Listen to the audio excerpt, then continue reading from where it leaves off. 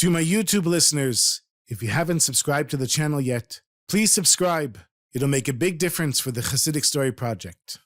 This is the Chassidic Story Project with Barak Hullman, podcasting from Jerusalem, Israel. This podcast is sponsored by listeners just like you. To become a supporter of this podcast, please go to HasidicStory.com, HASIDIC story.com. You'll never know, you'll never know, you'll never know, you'll never know.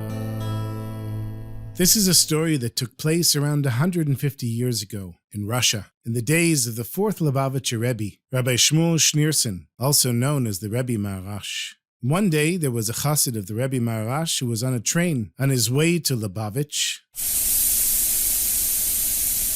The train was leaving from Petersburg, and it was a 10-hour ride to Lubavitch. And he's getting comfortable in his seat, taking out a sefer, ready to start learning, when he notices that there's a Jew staring at him. Jew with a big beard, a kippah, tzitziot. So the Chassid says to this Jew, Shalom Aleichem. And the mysterious Jew says to him, Aleichem Shalom. And he has a big smile on his face, and he says to the Chassid, can I come sit next to you? Do you mind? The Chassid moves over and he says, sure, come. I don't mind at all. He says, tell me, you look like a Chassid.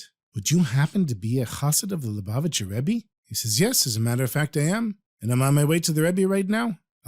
This mysterious Jew was so happy. He said, please, let me sit down next to you, and let me tell you my story. I'll tell you why I'm on this train right now. I'm going to see your Rebbe, and I haven't seen him in many, many years. It's a crazy story what I'm about to tell you. He was a little nervous, took out a handkerchief and started wiping his forehead. He said, many years ago, I grew up near Petersburg in a religious home. And when I was a boy, I was sent to Cheder, and I was a very good student. I was also very smart. And all of my teachers and my parents were sure that one day I would be a great rabbi. And I also thought that I would be one day. But when I was a teenager, around 15 or 16, one of my friends slipped me a book of philosophy. And I knew it was forbidden. I wasn't allowed to read it. But that's what made it so sweet. I started reading this book, and it blew my mind. I'd never read anything like it before. So I started reading more books like that. More philosophy. More books that I shouldn't have read. And the more I got into them, the less I wanted to learn in yeshiva. It got to the point where I was hiding my kippah, taking off my tzitziot, and going to non-kosher cafes to have conversations with people, other thinkers like me. And after a couple years of this, I didn't want to go back to yeshiva anymore. I was spending all my days in coffee houses, discussing ideas. And then one day, I had this idea that maybe I could become a doctor. You have to be very smart to be a doctor.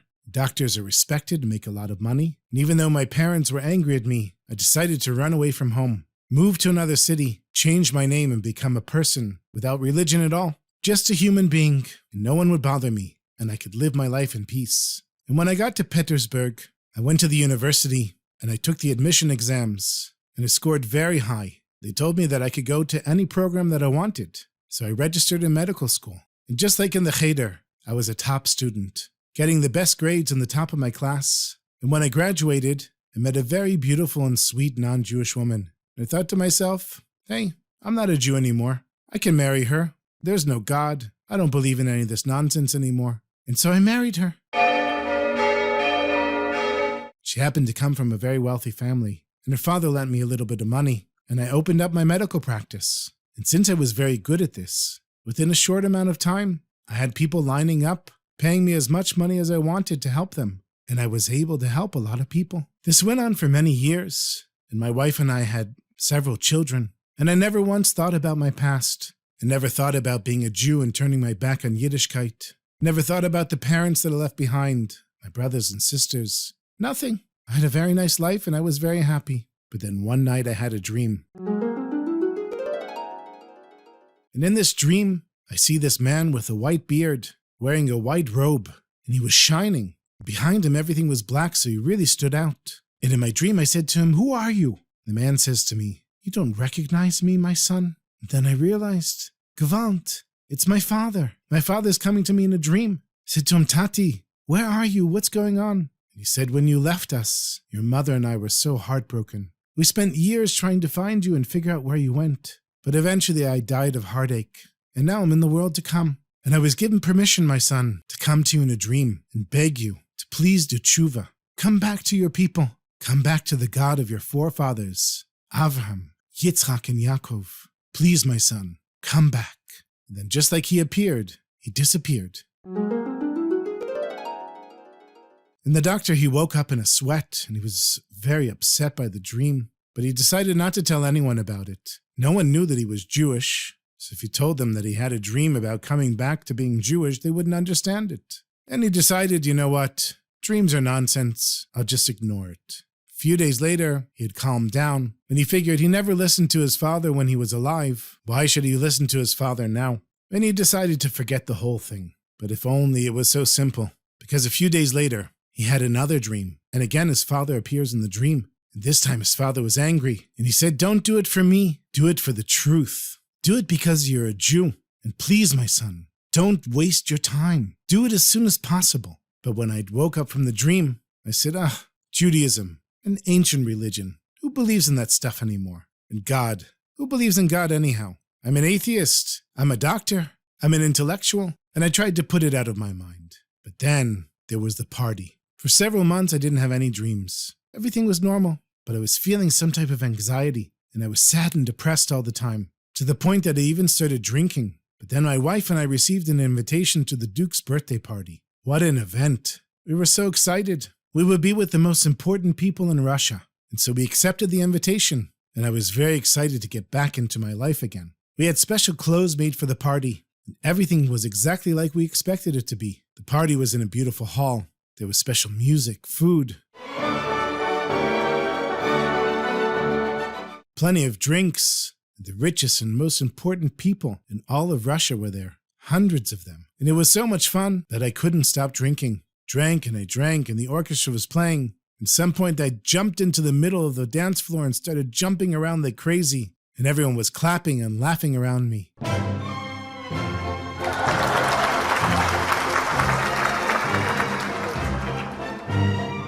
And then all of a sudden, there on the dance floor, my father appears in front of me.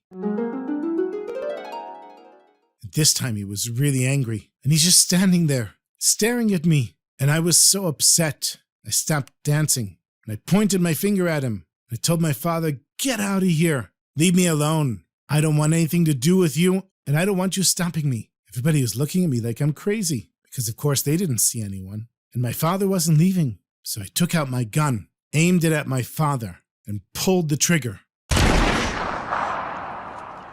Once the gun went off, everyone went crazy. People are screaming, fainting, running for the door. People are running over each other. A few people came over to me and they grabbed the gun, threw me on the floor. Thank God I didn't shoot anyone by mistake. And nobody could understand how the honorable doctor, this great intellectual and successful person, had gone totally insane. And they were right. I had lost it. I didn't know what to do. I ran into one of the empty rooms and just started crying. I didn't know what to do. I couldn't get my father out of my head. But who could I tell this to? No one even knew that I was Jewish. And then I remembered. Once I had heard from a patient about the Lubavitcher Rebbe and how he was a miracle worker and how he had great powers to heal. And so I decided, even though I had nothing to do with Judaism at the time, that the Rebbe for sure could help me. And so the next night, I took a lot of money with me.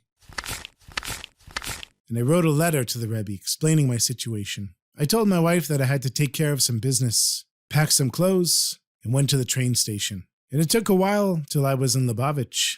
But once I arrived, I arranged for the meeting with the Rebbe, put on my best clothes, and the next evening, I entered the Rebbe's private office, the huge stack of money, and my letter. I was sure that the Rebbe would be able to heal me. But as soon as I closed the door behind me and saw the Rebbe standing in front of me, I froze. I couldn't move. I'd never experienced anything like that, and I couldn't explain it. But when I was looking at the Rebbe, it was as if he had known everything that I'd ever done in my life and everything that I ever would do. He could see right through me. But then I realized that the Rebbe wasn't looking at me. I was looking at the Rebbe, but the Rebbe wasn't looking at me. He went over to his window and opened it up, as if to let in some fresh air. And once the window was open, he yelled, "What is a man who tried to kill his own father doing in my house?"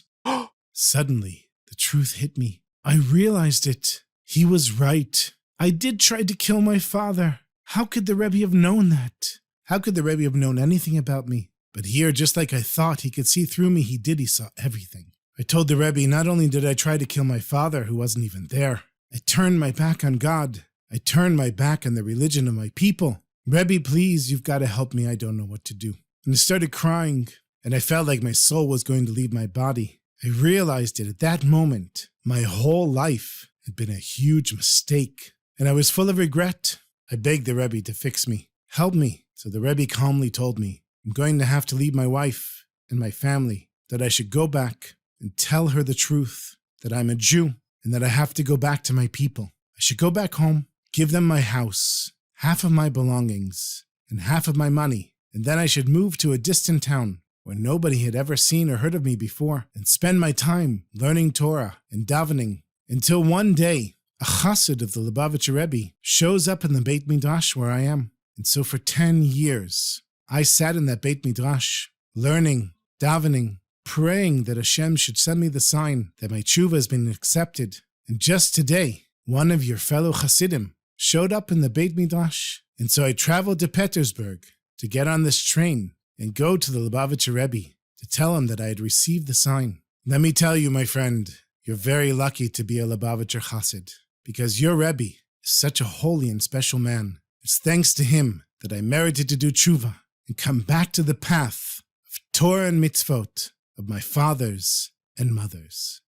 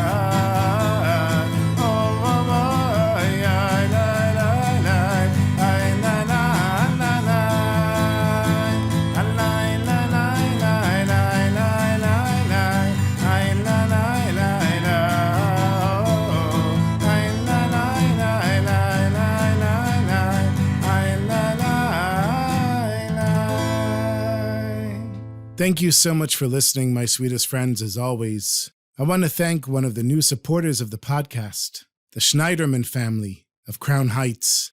Thank you so much for your contribution. And even more than the actual money itself, it means so much to me to hear from my listeners.